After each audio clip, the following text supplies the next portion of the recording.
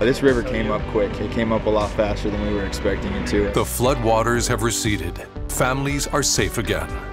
What now? It's going to take probably years of the rebuilding on these cities that are essentially underwater. How will we recover? Who will pay? And can we prevent this from happening again? Well, been through it.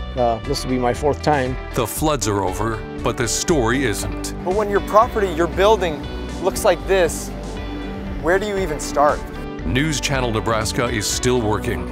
I mean, somebody's got to clean this up. To find answers, push for action, There's only so many city workers. There's only so much money. and keep the state safe. That this is not going to be acceptable for us to continue to experience these flooding episodes. What now? Find out on News Channel Nebraska, the only TV station serving all of Nebraska.